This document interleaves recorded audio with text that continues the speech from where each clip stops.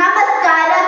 156 വർഷം മുൻപ് 1869 ഒക്ടോബർ 2-ന് ഗുജറാത്തിലെ പോർബന്തറിൽ പിറന്ന മോഹൻദാസ് കരംചന്ദ് ഗാന്ധി എന്ന മഹാത്മജിയുടെ ഓർമ്മ ഇന്ത്യ എന്ന ഉപഭൂഖണ്ഡത്തെ മാത്രമല്ല, ലോകത്തിലെ സമാധാനകാംക്ഷികളായ സഹോദരങ്ങളുടെ എല്ലാം ഹൃദയങ്ങളെ ത്രസിപ്പിക്കുന്നുണ്ട്.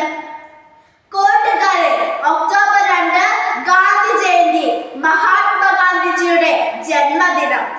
ലോക മനസ്സിൽ സത്യത്തിന്റെയും അഹിംസയുടെയും ആൾരൂപമായി ഗാന്ധിജി ഇന്ന് വീണ്ടും ഉയർത്തുകയാണ്. ജനകോടികളുടെ മനസ്സിൽ ഗാന്ധിസം എന്ന സമാധാന സന്ദേശമായി. കാലം കാണാൻ കൊതിച്ചുറങ്ങിയ ഒരു സുന്ദര സ്വപ്നമായിരുന്നു ഗാന്ധി.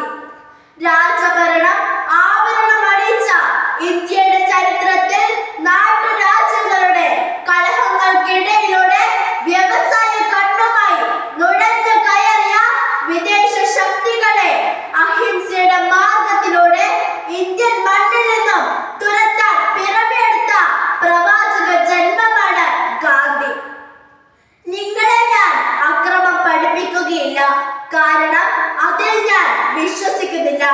എന്നാൽ ജീവൻ പോയാലും ആരുടെ മുൻപിലും തല കുടിക്കാതിരിക്കുന്നത് എങ്ങനെയെന്ന് നിങ്ങളെ പഠിപ്പിക്കാൻ എനിക്ക് സാധിക്കും എന്ന് പ്രഖ്യാപിച്ചുകൊണ്ടാണ് ഉദാത്തമായ മാനുഷിക മൂല്യങ്ങളുടെ ചലിക്കുന്ന മന്ദിരമായി ഗാന്ധി ഇന്ത്യൻ നാഷണൽ കോൺഗ്രസിന്റെ മുൻനിര നായകനായി സ്വാതന്ത്ര്യ സമരത്തിന്റെ മുന്നണി പോരാളിയായത്. ഹിന്ദുയിസവും ജൈനിസവും ക്രിസ്ത്യതയും ഏറെ സ്വാധീനം ചെലുത്തിയ ഗാന്ധി മനസ്സിൽ ഭഗവത്ഗീതയും വിശുദ്ധ ബൈബിളിലെ അഷ്ടഭാഗ്യങ്ങളും ദേവസ്വരമായി.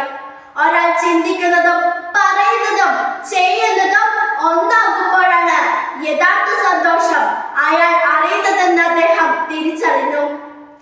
മറ്റുള്ളവർക്ക് സേവനം ചെയ്ത് സ്വയം നഷ്ടപ്പെടുമ്പോഴാണ് നിങ്ങൾ നിങ്ങളെ തിരിച്ചറിയുന്നത് എന്ന ഗാന്ധി സൂക്തം അദ്ദേഹത്തിന്റെ ഹൃദയത്തിൽ നിന്നും ഓർന്നു വീണതാണ്. ഭാരതത്തിന്റെ രാഗവും താളവും തന്റെ ഉപവാസത്തിലും പ്രാർത്ഥനയിലും സത്യാഗ്രഹത്തിലും വെളിപ്പെടുത്തിയ ഗാന്ധിജിക്ക് ധാരാളം ശിഷ്യഗണങ്ങളുണ്ടായി.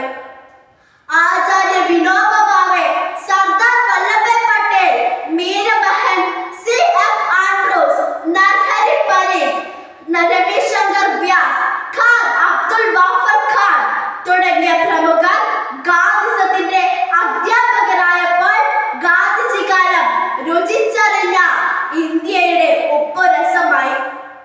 ഗാന്ധി ജയന്തി നമുക്ക് സേവന ദിനമാണ്. മുൻപ് ഇത് സേവന വാരമായിരുന്നു. ക്ലാസ്സിലെയും മുറ്റത്തെയും